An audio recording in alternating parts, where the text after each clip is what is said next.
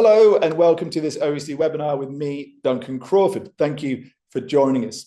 Today we're discussing how schools can respond to rising temperatures across the world. We're seeing temperatures go up. Just last year, many places saw temperatures exceed 40 degrees Celsius. That's 104 degrees Fahrenheit.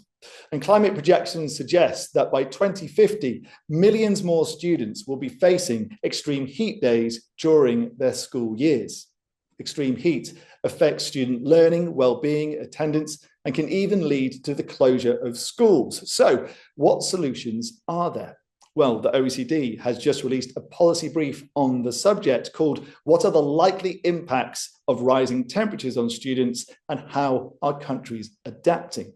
If you want to read that paper, then go to the OECD website, oecd.org. But right now, we're going to be hearing from a panel of experts later on who are going to join us to discuss the paper and the wider issues surrounding this. First up, though, please let me introduce the OECD's Director for Education and Skills, Andreas Schleicher, who's going to make some opening remarks. Over to you, Andreas. To understand the impact this has on schools, and I will share, some of the results and particularly that methodology with you. But back to the core findings, we know that high temperature can affect children's health. We know that it can actually affect student learning outcomes. Learning in hot conditions is harder. And we know that it can, quite fundamentally disrupt school activities. You've seen school closures, everything. If you think about the literature, there's lots of documentation of higher mortality rates for younger children, of more emergency department visits when it's getting very hot on, diseases, respiratory diseases, and also more cases of heat-related health, health issues. Now, that's basically what the literature tells us, but let's go to education. Heat can affect cognition. We all know that when it's very hot, it's harder to think systematically. We know how it affects school attendance and engagement. And we've even seen negative effects on test results. Examples from the United States, in Japan, and they're quite dramatic effects. You think about, little increases in temperature having quite, measurable effects on PISA scores and so on. So I think that's basically where we are. But, the real question is not, heat affects outcomes. The question is, how is climate change affecting heat in schools? How can we track that? And then, understand what we can do about those kinds of things. And the way we have approached it at the OECD is, we first look at, the granular data that we have on heat exposure. We all know that high temperatures will continue to rise according to climate projections. Now you can see the picture here, 1983 to 2016. Then, you map that to the middle of 2050, and you can see the map gets a lot redder or blacker. And that's basically here we're signaling the average number of hot days. So what we have done at the OECD to measure the projected effect on children based on their school location. So let's, for example, zoom on to Costa Rica, just to give you an example. And you can see what the data from the school locations that we get from our OECD survey on primary schools, and then we combine that with high spatial resolution projection data from a climate model. Now, where we can understand the number of days that temperature rises above 30 degrees. And then we construct our indicator. We basically overlay the school locations on top of the climate data, and we can then associate each school with the underlying data projected number of days about 30 degrees. And we can then drill down at a school level. We use the student population at each school to calculate how many students will be exposed to very hot temperatures. And we have done that here under two scenarios. You can see them both. a moderate scenario, which projects a global temperature increase of 2 to 3 degrees, and then an extreme scenario, which projects an increase of 3 to almost 6 degrees. Nobody knows how this is going to play out, but, with two scenarios, we prepare ourselves for both eventualities, and you can see the effects in that chart. So that's basically the methodology. You look where the schools are, then you look at, what do we know about temperature rises, and then you have basically school level kind of information, and we can associate each school with the underlying number of hot days according to its location. When you have done that, you can aggregate the information, and you can see that this will play out very differently across countries. What you see in the chart here is the share of primary students that are enrolled in schools exposed to different ranges of days above 30 degrees Celsius. And you see the data for the current period, 1983 to 2016, as well as our two projections. Basically the middle scenario and the high-end scenario. And then you can look at this by region. For example, you can see in the American region, you have Colombia, Costa Rica, and the United States, where slightly less than half of all primary school students attended schools experiencing more than 60 hot days a year. And by 2050, that share will surpass half, 50% in those countries. So you can see actually, it's going to be a much larger share of young people, primary school, going to be exposed to very hot school days. You have in Chile, it's less than 12% of students that are currently attending school with over 60 hot days a year. And under even the moderate scenario, that's going to rise to 37% of students. Now, from 12 to 37% by 2050. And the typical student in Chile will then be exposed to 44 hot days at school per year, compared to 16 per today. You can look at Europe. There you can see in Southern Europe and the neighboring countries, higher temperature than in Northern school. That's not so surprising. You have here the example of Hungary. Students experience above 30 hot days, and that is going to increase from 19% today to 96% by 2050. Typical student is going to face 49 hot days every year. In England, at the moment, no primary school students face more than 30 hot days per year now, but in 2050, it's going to be 1/4, 25%. So you can see actually at the school level, the data could be quite significant. Now, if you go to, Northern Europe, Denmark, Ireland, Latvia, that's not the countries where we see those kind of things.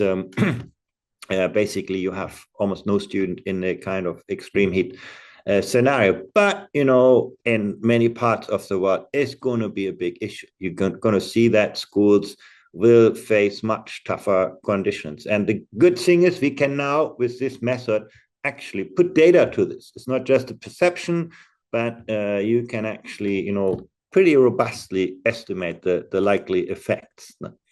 And the kind of data that we have actually help us to look at each country separately and to uncover also the spatial inequalities among schools. It's not going to affect your country in a kind of widespread way, but it could be actually quite targeted. Now, here on the left panel, now you can see the distribution of primary school students. Then you can see in the center the average number of days at each school location based on the period in question. And then on the right panel, you see the projections, now how this is going to change. And again, here you can see a country where the map turns a lot darker. And when you have that kind of spatial data, you can start to sort of work with the schools that are most affected. Now, rather than having, blanket policies for the whole country, you can think about, where are we likely going to see issues? Where do we need to act now? The OECD is located in France, so we can do the same thing for France. And here again, you can see schools located in the south of the country are in 2050 going to face much worse conditions than schools in the north or other parts of the country.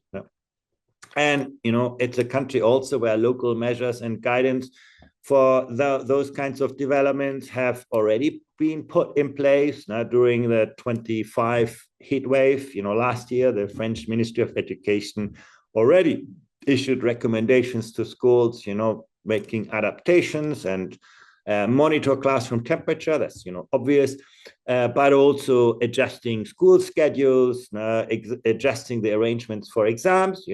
Exams have high stakes for students. You don't want that to be contaminated by temperature. Also managing outdoor activities in different ways. Sometimes also looking at access to water, access to shade. So there's been quite a lot of attention being paid to this. But with those kinds of data, this can now be done much more systematically. And in the United States, some school districts also have even shifted the school year start from August to September, so that you avoid the kind of peak. So you can see some really interesting developments. The point I really want to make is that policy responses are strongest when locally targeted and proactive policies are in place that look at the infrastructure and the resulting student well-being. So what can we do to protect children? I know that's going to be the focus of our discussions here. And, good answers are always found when you look beyond your borders. Clearly, governments can help school heads by providing, guidelines. You don't want to be stuck with this problem in isolation as a school. So governments can, help what to do in high temperatures. And here in Queensland, in Australia, for example, those guidelines say how you should modify or maybe suspend outdoor activities, provide access to cooler indoor spaces, ensure, drinking, and also use simple cooling techniques. That's for Queensland. Then in Japan, the government has implemented a set of national standards that help schools heads, when to limit outdoor exercise based on a standardized heat index that features temperature and humidity. So these are sort of guidelines you can give to schools. Then, obviously monitoring and early warning are very important. Now, how do you give schools a sense of what's likely to happen? And some countries have done a lot to implement early warning systems that, alert not just schools, but citizens to heat wave risks, particularly with a focus on vulnerable populations, like children. England is a good example where schools at overheating risks are mapped to plan improvements in ventilation and cooling, so they get prioritized to get better infrastructure. And then I already spoke about France. We have the Oasis project that is assessed 670 city-owned school grounds using geolocation software, and then developed a cooling indicator based on sunlight exposure, again, to prioritize interventions. Early warning is another important area. Then you have adaptations to the school calendar. That's probably an obvious thing to do. Now, why school closures are common and effective. You want to avoid them as far as possible. And therefore, make sure that the calendar is adjusted as best as possible. Rhode Island in the United States requires 4 contingency days in the school calendar for closures due to weather or other emergencies. And then, another way of dealing with this is more flexible timetables. The example here is Madrid in Spain, where the government adjusts class schedules during heat waves to early morning lessons and then shifts, physical education and outdoor activities to later in the day, cooler hours. So I think these are kind of quite intuitive ways of dealing with this. The more expensive long-term issues are about improving the cooling infrastructure. And again, I would cite Japan here, that has been quite successful in equipping schools with air conditioning. Now, by 2004, only 6% of primary and lower secondary schools were equipped with air conditioning. And then, now you have nearly 100%. So a lot of progress being made to equip schools, get schools ready with the infrastructure. And what's also interesting in Japan, that was financed by, public-private partnerships with local governments, had long-term contracts with private companies that installed and also are responsible for maintenance. And they get them some service fees for that. So the government didn't have the money to put all of this in place, so they had that kind of arrangements that they get the companies, make that investment up front, and then get reimbursed for that.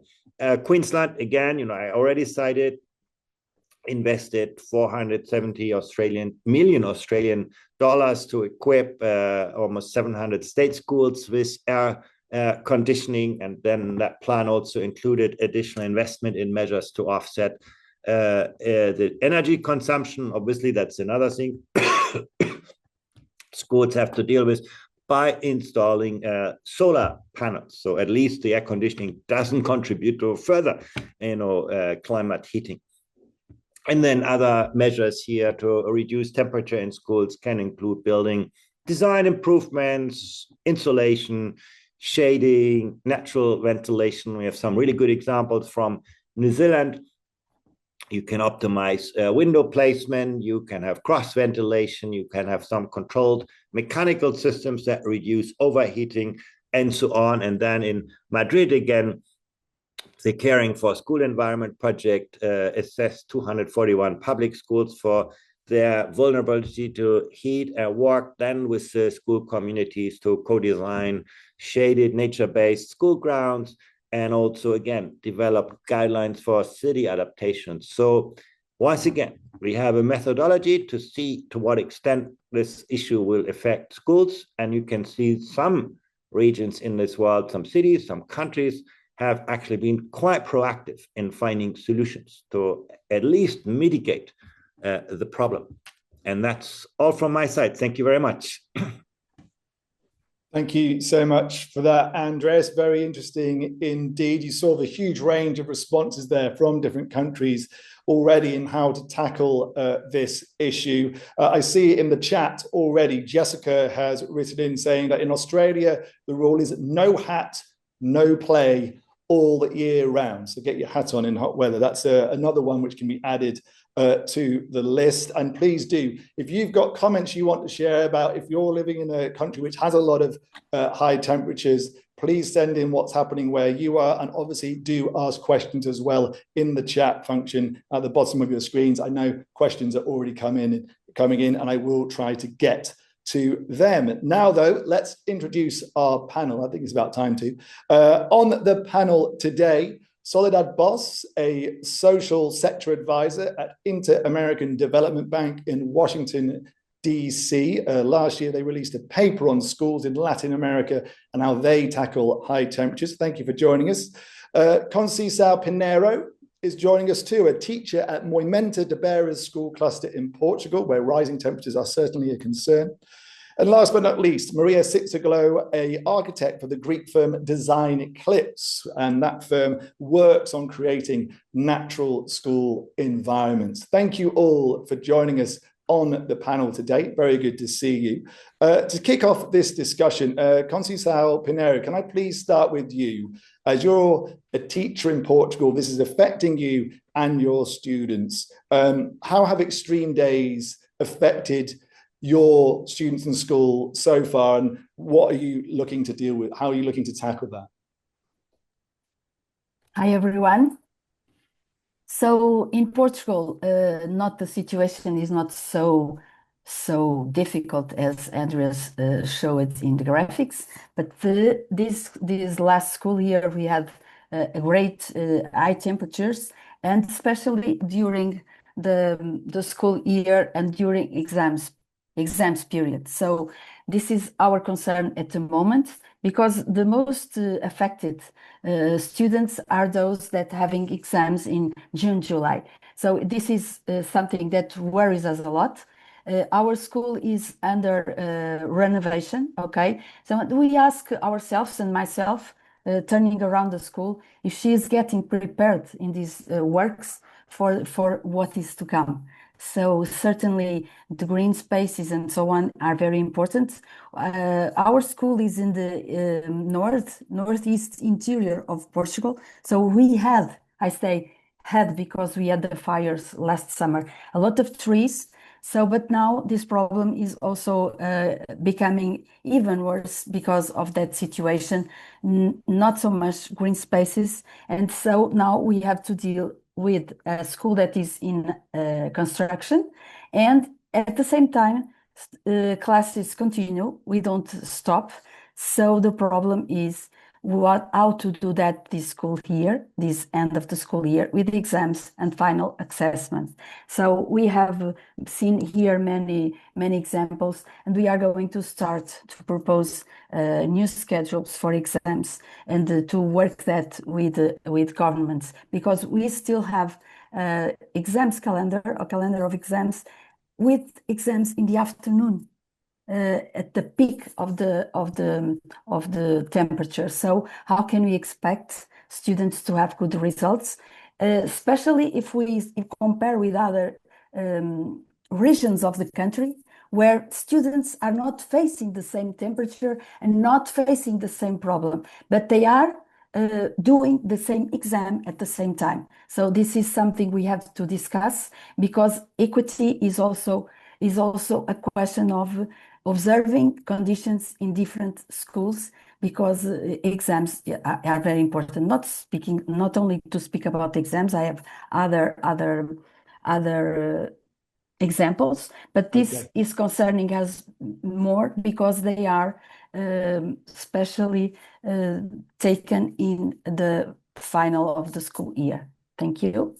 Understood. Thank you for sharing those examples with us. Let me bring in Soledad Boss. You work at the Inter-American Development Bank. You work on climate and disaster resilience. And I'm wondering, from what Conceição Pereira just said there, that issue of them looking at rescheduling classes, but even exams because of extreme heat. Is that something you have seen happening in Latin America to deal with rising temperatures? Right. Thank you, Duncan. So first of all, hello to everybody. At the Inter-American Development Bank, we realized that heat was impacting education. It was not only a climate threat. We realized that the region was also being impacted. It was a learning threat. So we set out to analyze and did a similar analysis to the one that Andreas just mentioned, like comparing climate data with education data. And we also found that climate and extreme heat was impacting learning, the access to learning, the quality, and the equity, like Conceição just mentioned. When high temperature impacts learning, three things happen. First, learning time is reduced. Students don't come to school, absenteeism increases, schools close. Also, teaching deteriorates. Teachers that are in a hot classroom, just their productivity and the way they teach is not, they're fatigued, their concentration is low, and it affects the quality of instruction. And thirdly, students' learning capacity also declines. It was mentioned before that it's harder to focus, it's harder to think clearly, it's harder to retain information in overheat classrooms. So what all this does is that we have learning losses, we have incomplete school trajectories, and deeper inequalities.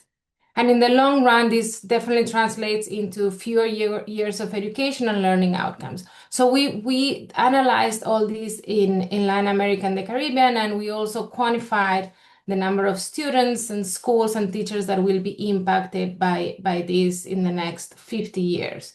And we realized and we found that almost 20% of all schools will be impacted by heat in the next 50 years, and similar percentages of students and schools, students and teachers.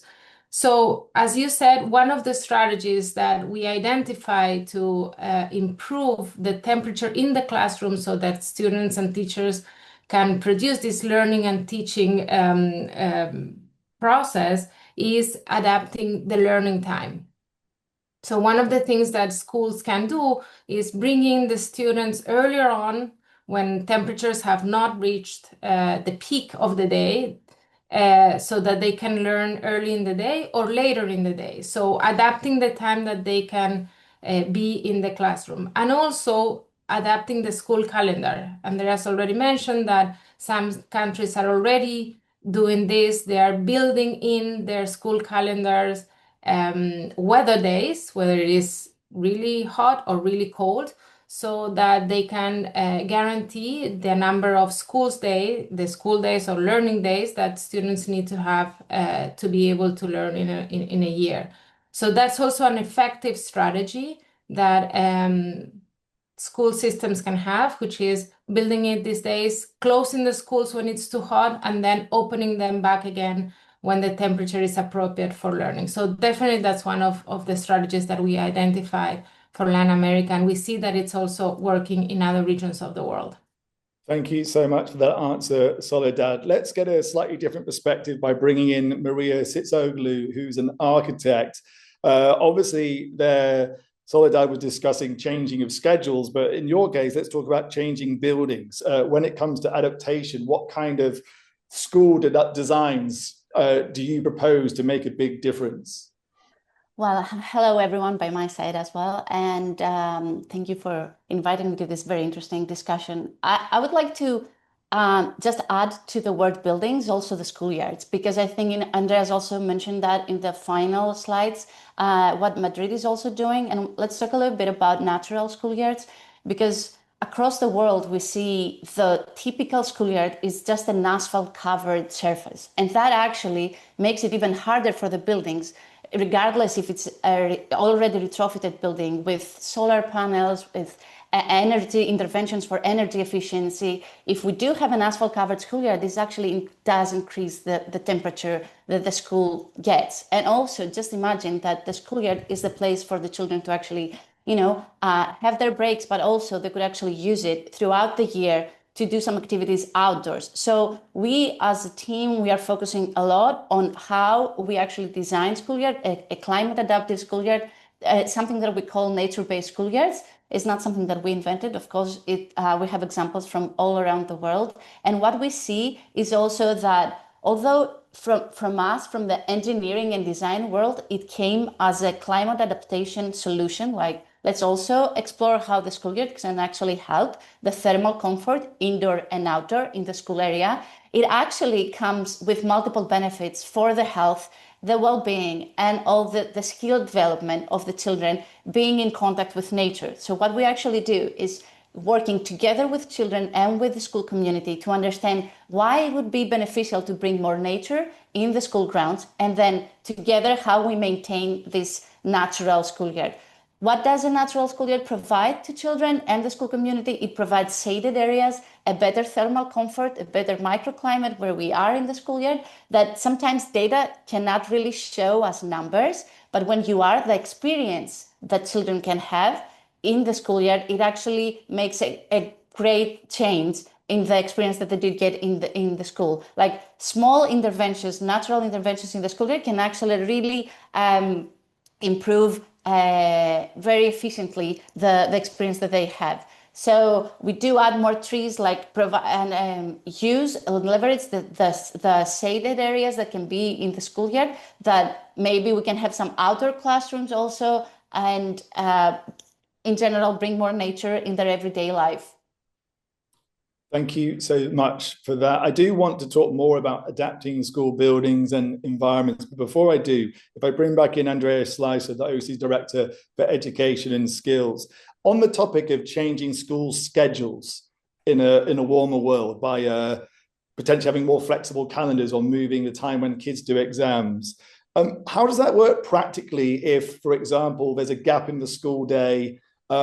Is that parents having to pick them up in the middle of a day? Is it them having to pick them up later if schools are ending later, or to drop them off earlier? Are there complexities to this to practically make these kinds of changes happen? Yeah, I mean, there are simple things. I actually, we heard from Portugal. I mean, for example, adapting exam schedules. And that is really a question, of efficiency, and it's a question of fairness also, to ensure that students work under conditions. Those things are easy to do. They do not affect, the logistics as much. But then, adapting school schedules is complex. Starting schools at different times, when ideally you want to start school when parents start to work, not at a completely different time. There are all sorts of things that make these things more complex than we think about. But that's why it's worthwhile now to look at the solutions that work in areas affected today, of what we can be doing in areas where we know the effects will strike tomorrow. So this is exactly what this is about. So, and you could see that some regions have been very creative in finding solutions to adapting schedules, adapting school days, and managing the logistics. And that's really what also the purpose of the study is, to give us a head start of this, to look at the experiences that are effective today and see how we can manage this. It's not just schools that are affected by this. Countries that work in very hot conditions have a long histories of arranging their work days of people, and even the opening of shops, and all of that to the climate around them. It's just that we need to find ways to do that in school as well. And as you could see in the study, there are some good examples for that. Thank you so much. Conceição, Pinheiro, your school in Portugal, do you speak to schools in the south of the country to ask them what they're doing in terms of dealing with the hot days of the year? That's just the point. We have to start and continue to work together to see how others react to the same problem.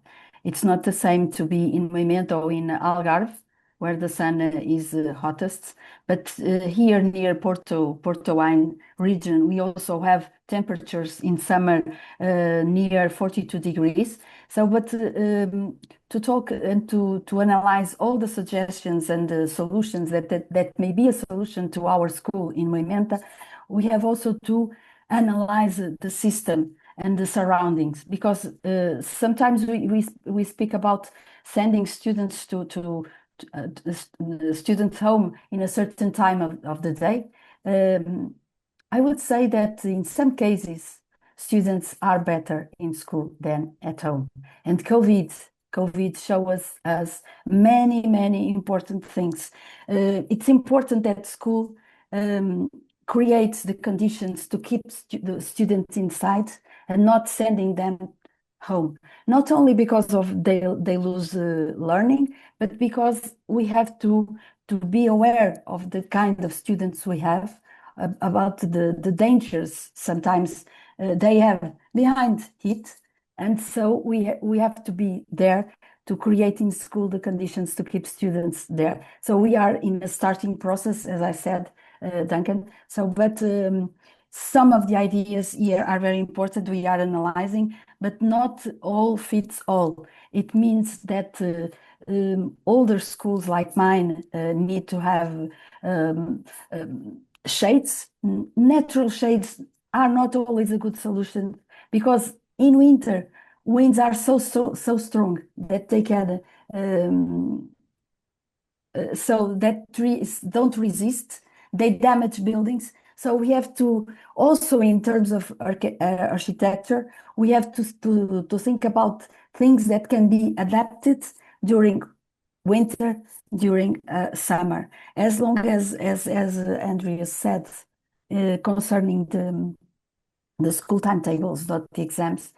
I think that we should have a plan like we had for COVID, and have a plan with classes for timetables for days where it is really extreme, and another different schedule and timetables for students in winter where it is so cold. It is the opposite. So just a curiosity, we are a school that is situated in a place that is called the land of the demo, of the demon. That's why it is called like that. Summer is very hot, winter is very cold. So we have to adjust to both situations. The ideal, it would be to have different schedules for students' timetables for winter and for summer. Sorry.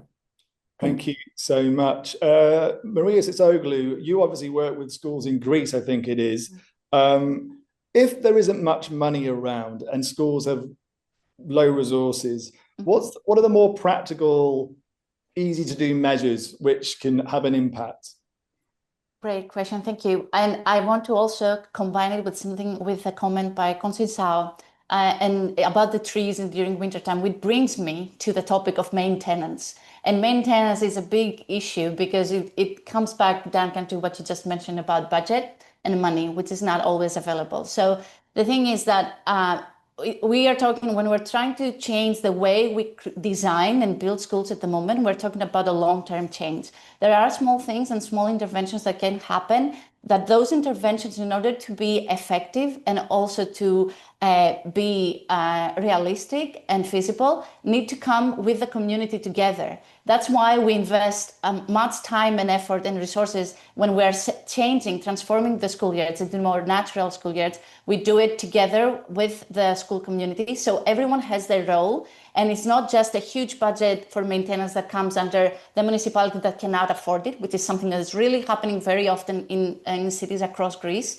But then it's allocated to the community. So the trees that we choose, for example, are the trees that are compatible with the local climate. And the climate doesn't mean just the heat, but it also, we take into consideration the winds or the cold. So there's a lot of research around what is local climate, what is the local context, and try to find solutions that can be adapted and actually applicable to the conditions, the budget conditions that we have, how the community can help to maintain it so we can get all the benefits of those natural interventions, and at the same time have multiple benefits across the year.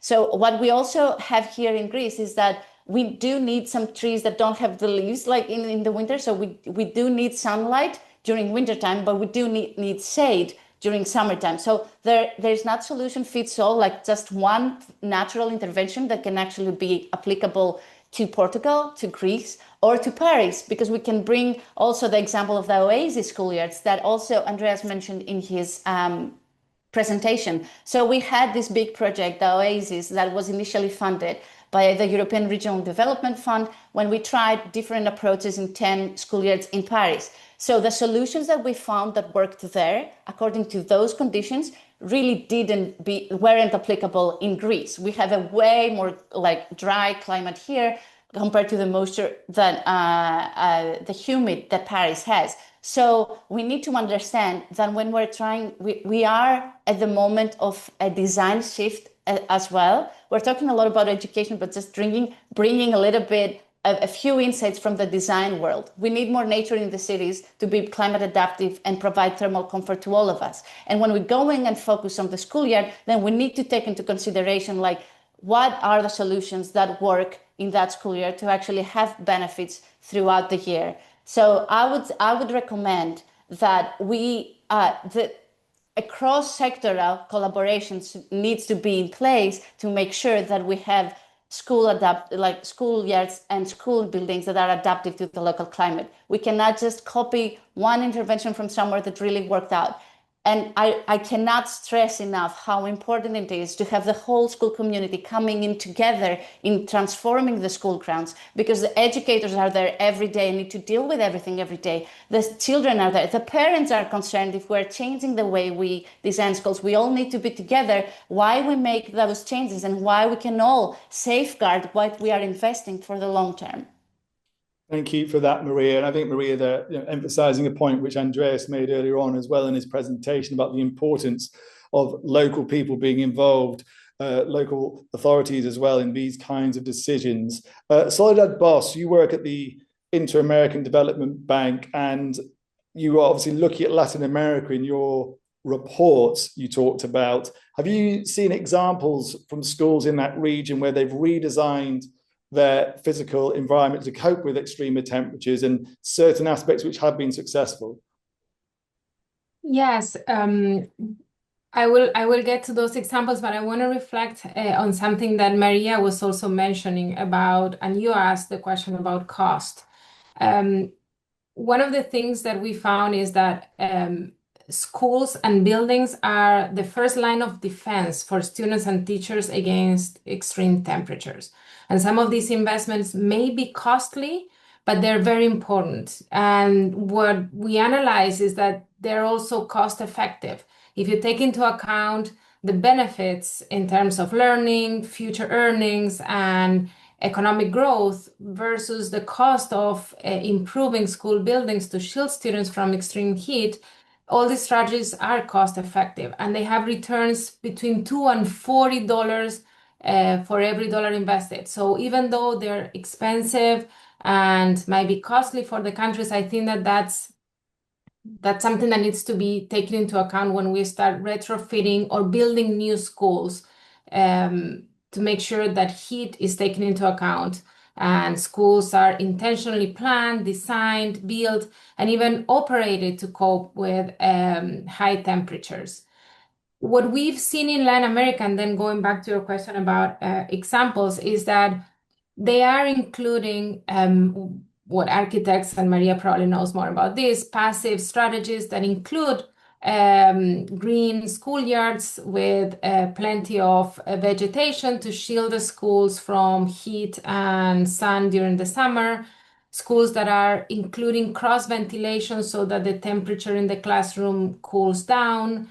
They are using reflective roofs and walls. There's a very nice example, for example, in Uruguay that has these green roofs that shields the classroom from the heat and are very interesting examples.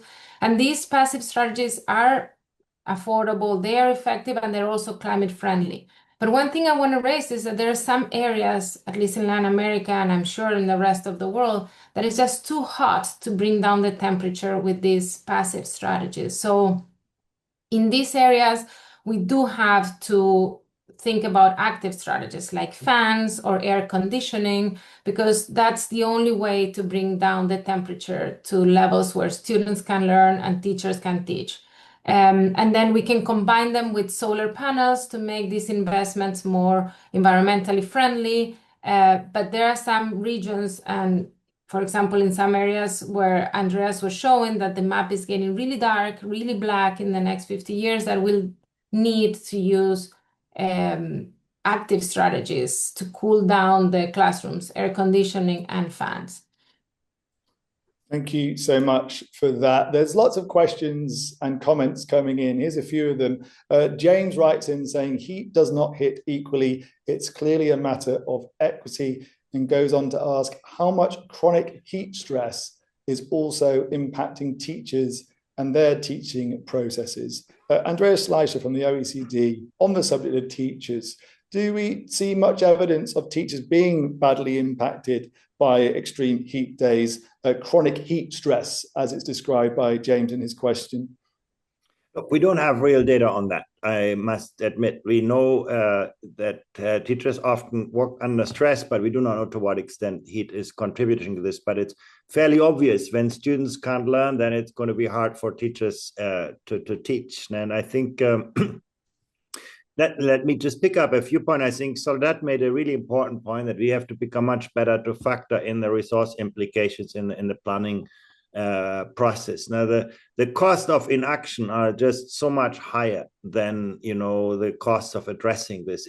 If students can't learn and teachers can't teach, then we have school for nothing, and that's the most expensive solution. So I think becoming better to anticipate it, to plan for that, and that's really I think the point that James makes is, that is not a phenomenon that strikes everyone in an equal way. It's highly, localized, and we got to refine local responses from them. This is why, having granular data is just so important. I also thought, Conceição made a really important point that, schools really need to deal with these issues. We cannot just push this problem back to parents. Schools have been very good at that in the past. When the COVID pandemic was, let's close schools, let's parents figure this out. Now, when it becomes so hot, let's close schools, let's send the kids home. it's going to be much worse for them. Schools are so much better equipped to deal with social issues than, parents or many parents.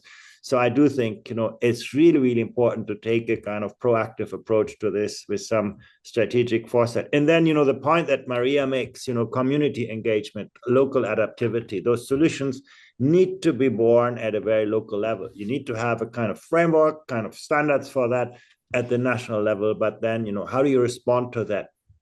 What, as you said, what kind of tree you plant, those are things that, got to be figured out with the schools, with the communities in this. But once again, clearly the heat will have as much influence on teacher working conditions and on student learning conditions. So I don't think, it's so useful to separate those two. On the subject of plants, I'm not an expert, but whatever I buy, they tend to die in winter and summer. So don't get those.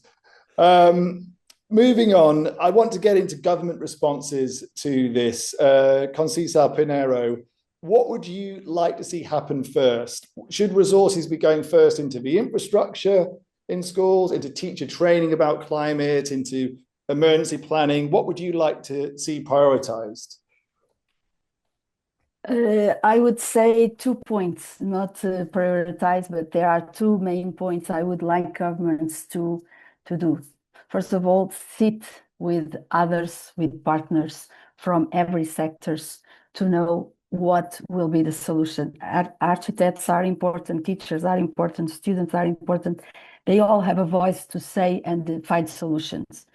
But I was trying also to say that for the government, I would also like to see the question of curriculum redesigned in a way that students and teachers could acquire climate literacy.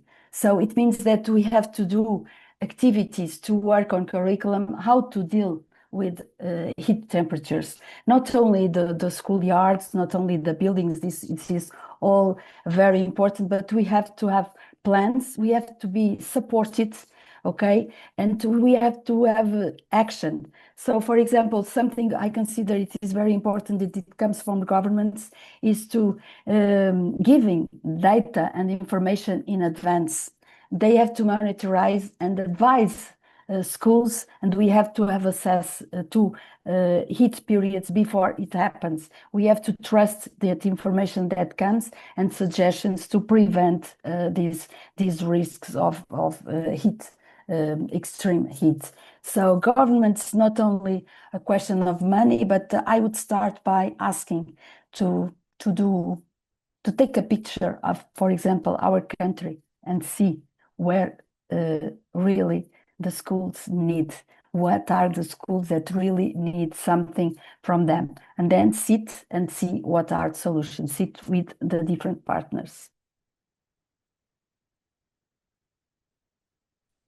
Thank you so much for that and for your comments and questions coming in. I see Geraldine has written in saying, as early childhood education and care is a crucial part of education, let's include creches in this discussion as well. They also need to be protected from heat, which can be life-threatening for babies. And a comment from Maria writing in saying, changes are needed to existing school buildings and new designs are required for new school buildings, along with measures to adapt the neighbourhood and the city. Thank you for your comments and your questions coming in. Soledad Boss, if I can bring you back in, talking about policy gaps and priorities here, what do you think the biggest issues are preventing countries from adapting their schools in this area? One of the things that resonate from this discussion is locally led. And it was mentioned a lot here that no solution fits all. Not all the schools need the same things. Not all the students, not all the teachers are exposed to the same temperatures, and they don't go to the same schools that, as I mentioned before, can shield them from extreme heat.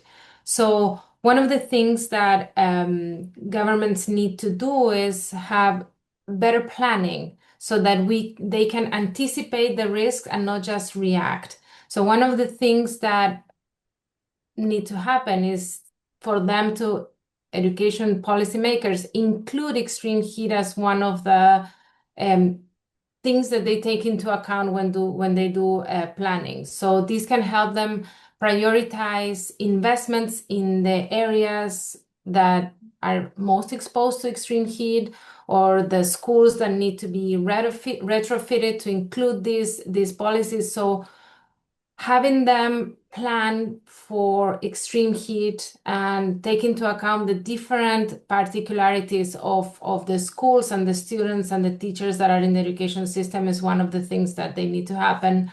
And that is not necessarily happen nowadays. So that's one of the things that I would say that it's important for them to take into account, to bring in the planning with specific extreme heat into the planning. And the second thing is, we talked about it, it's a matter of resources.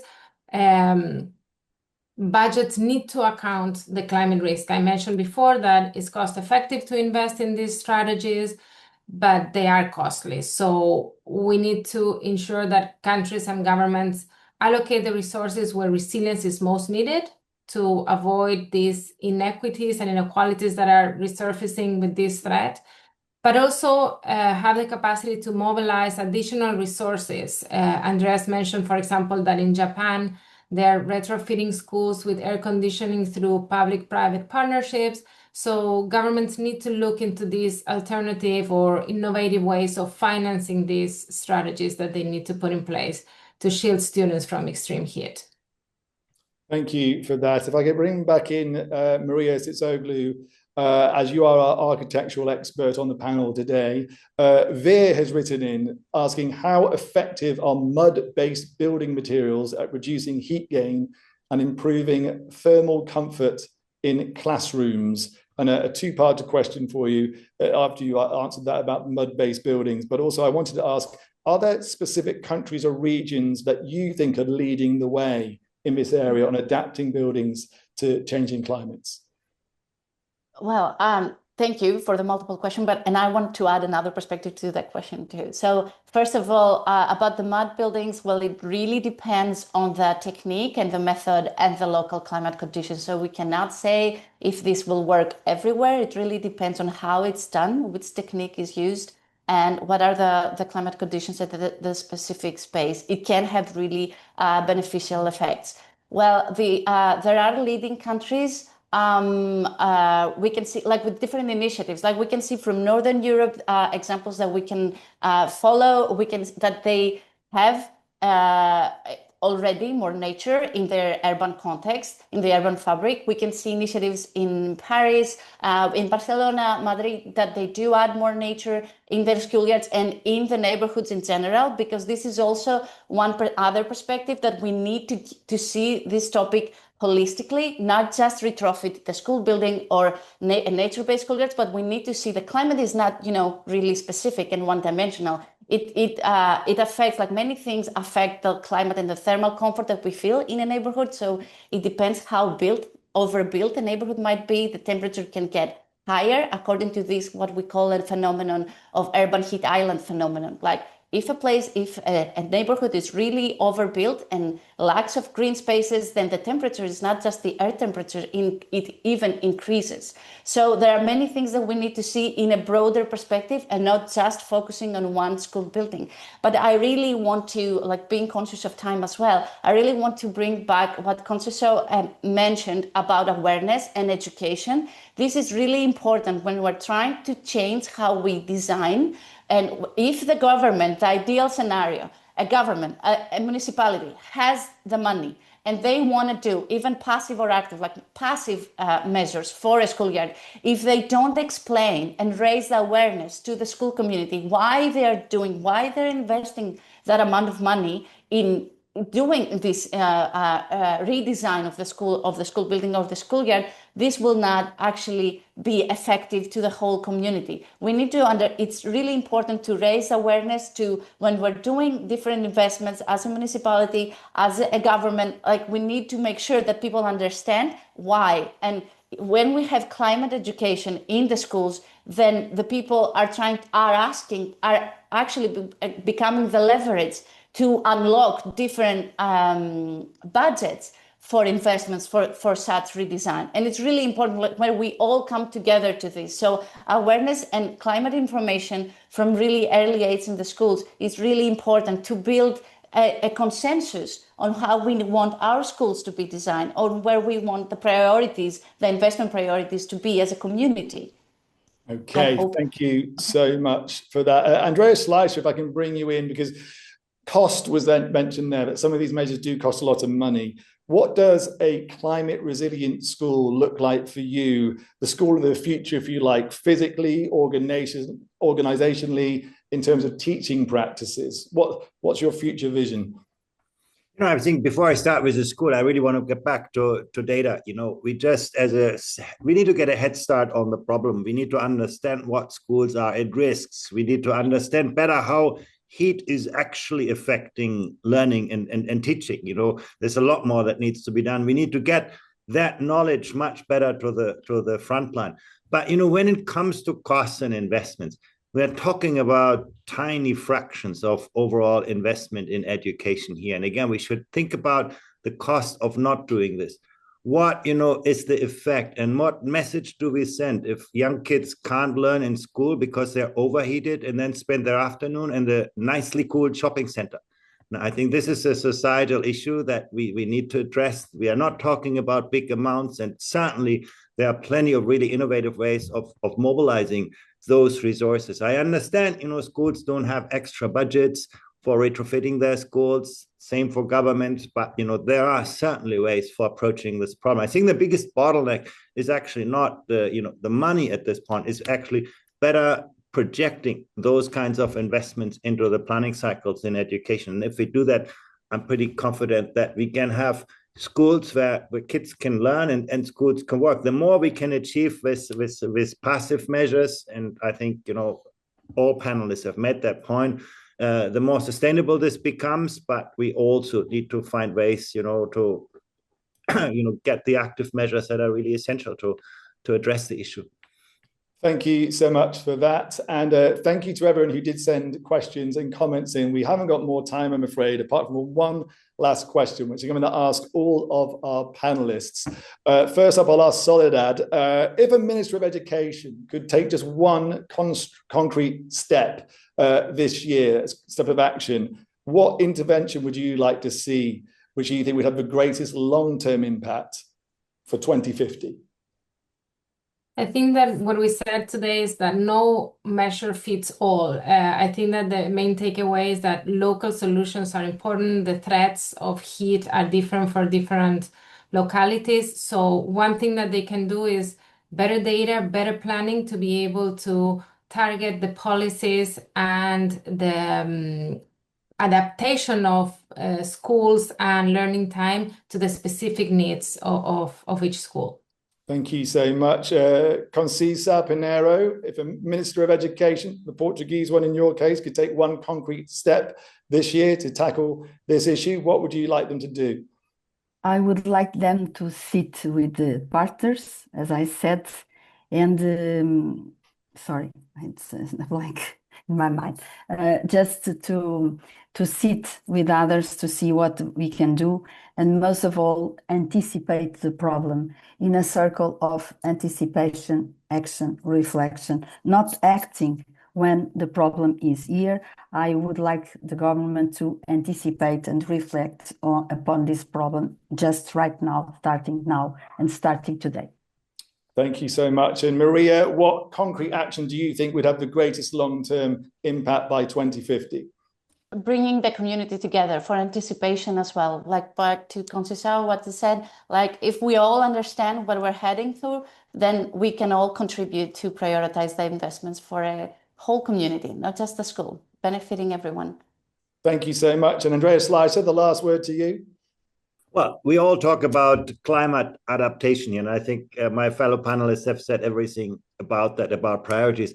What I wish that policymakers would do is, get the issue of climate mitigation closer into the agenda of kids. We got ourselves into this problem because we haven't really made the right trade-offs between the present and the future. And I think that message, if we get that into every young person's head, I think we will live in a better world.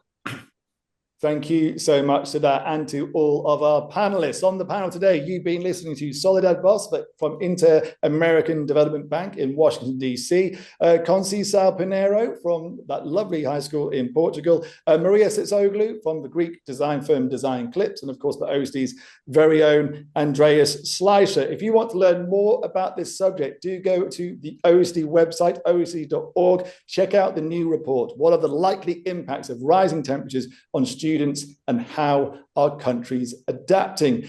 Thank you to everyone for watching. Thank you for sending in your questions. And thank you to the team behind the scenes led by Kevin Gillespie for all their hard work. That's it for now. Please join us again for another OECD webinar soon. All the best.